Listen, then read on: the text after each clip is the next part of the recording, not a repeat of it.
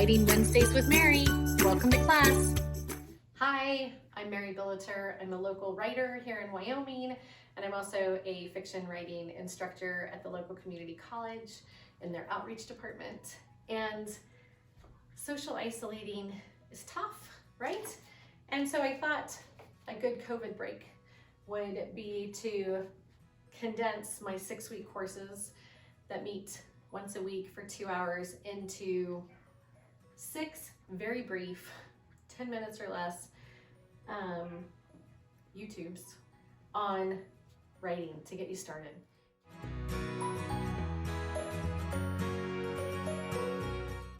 We talked about the golden scene. I came up with this, I don't know why I call it the golden scene, but I really do believe that if you can hit these, it's golden in each of the scenes. So I guess I do know why I said that. But writing a golden scene gets you from point A to point B. And if you just take each scene, each chapter at a time, you will go from beginning to middle to end, and you'll do it. You'll have a story. I'm not a plotter. I'm a seat of the pants writer. Some people are outliners. I think that's awesome. That's not my style. That's not what I'm strong at. I'm strong at starting the story and letting it and the characters take me where it needs to go. So how does that look? How do you get started? So we talked about the 5 W's and the H. And again, with my journalism background, that's the inverted pyramid. It's usually who, what, where, when, why, and how. We don't have the why in fiction, but we have the wants. And when we get to that, I'll explain the difference. But last week or yesterday or whenever, we talked about who. The who represents character. That is, who's in the story, who's in the scene, and who are they? And we've been using, or I've been using, Bullet in the Brain by Tobias Wolff as my example because it is a brilliant short story that encapsulates all of these and creates not just a golden scene, but a stellar golden short story. So we found out that Anders is a book critic, and the plot we could summarize in one nugget. Anders, a book critic, visits a bank just before closing time and experiences one final memory after being shot in the head during a bank robbery. Spoiler alert. So we have the character, we have the plot, we have the what is happening in the story. That's the totality of what's happening in the story. But when you're writing each piece, you have to let us know who the character is. And so, again, he does it so great by introducing Anders right away. Anders couldn't get to the bank just before it closed. So, of course, the line was endless, and he got stuck behind the two women whose loud, stupid conversation put him in a murderous temper. Okay, that says so much about character too, right? Because he gets stuck behind 2 women whose loud, stupid conversations puts him in a murderous temper. So not only do we find out that Anders is a book critic, but he's also very critical of people, right? So everything about him is shown through this. And it also says on the 3rd line, he was never in the best of tempers anyway. Well, it's the 2nd line. Anders, a book critic known for the wary, elegant savagery with which he dispatched almost everything he reviewed. That immediately tells us who he is. We know that in the first paragraph. So, and then we're getting to the plot. With the line still doubled around the rope, one of the tellers stuck a position close sign in her window and walked to the back of the bank, where she leaned against the desk and began to pass the time with a man shuffling papers. So he gets to the bank at the end of time, at the end of the close, a teller puts up a sign, and then we get down there where a man with a shotgun comes in. So plot gets in there pretty quickly, but we already know character, we know plot. Today we're going to talk about where.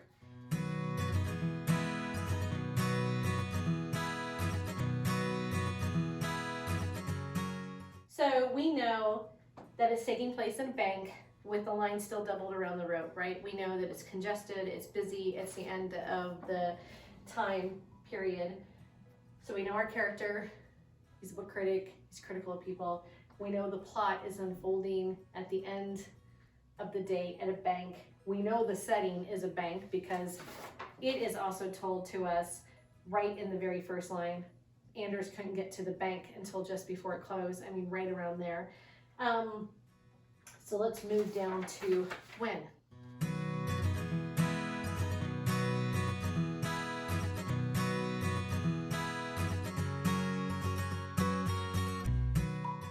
Character, who, what, where, setting.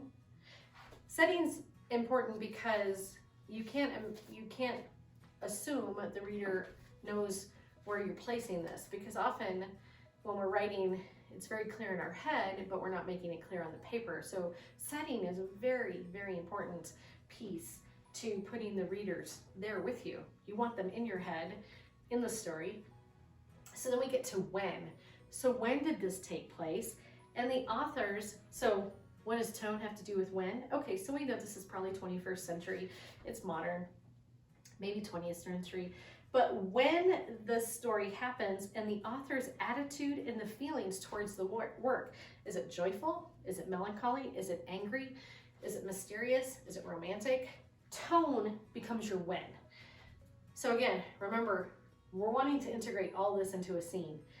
Scene meaning chapter. So your chapters can be as long as you want or as short as you want. As long as you have these key ingredients in them, you're going to have a successful chapter and next piece to move and build upon, right? So we know that Anders already considers the women stupid in their conversations.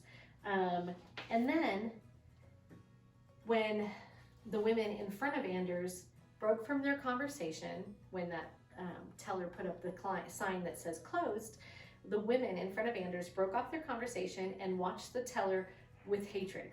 Oh, that's nice, one of them said.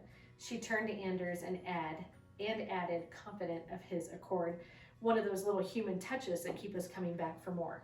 Okay, so you can see this. You can see where it's being set in the bank. They're all waiting. One of the tellers closes. You've been there. You've had that happen. It could be at the grocery store, at the bank. It could be at the dry cleaners. Oh gosh, it could be coffee. And all of a sudden a barista takes a break and you're like, no, right when it's almost your turn, right? So the tone comes from Anders, and the writer, Tobias Wolff, is able to express and show the tone of the story through his main character. He writes, Anders had conceived his own towering hatred of the teller, but he immediately turned it on the presumptuous crybaby in front of him.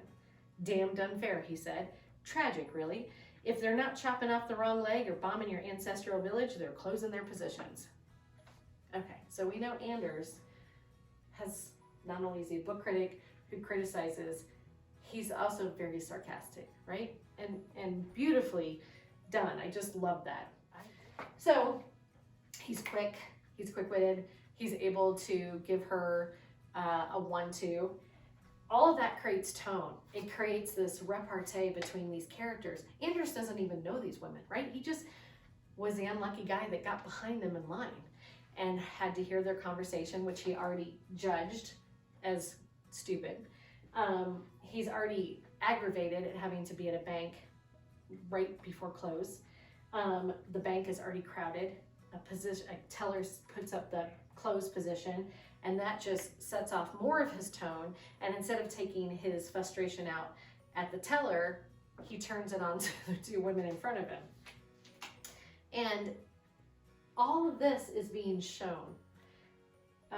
Tobias Wolff writes, she sucked in her cheeks, the woman he just said, unforgivable. She sucked in her cheeks, I can't talk right now, but stared past him and said nothing.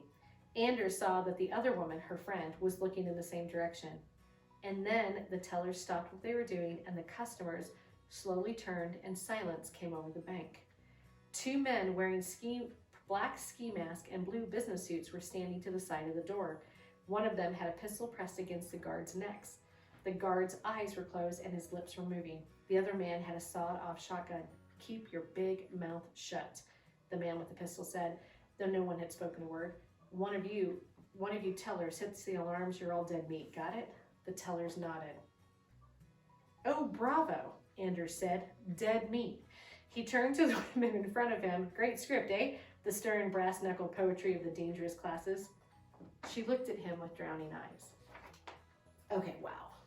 So, the tone, two guys have just come in blue business suits with black masks. They're ready to take over the bank. And Anders is cracking jokes. He's like, great script. He's critiquing them. Even in that moment, he's critiquing them, which sets such a tone for the story, right? We already have all this, but the character keeps being built upon by the plot, through the setting, and with tone. All right, see you next week, or tomorrow, or whenever.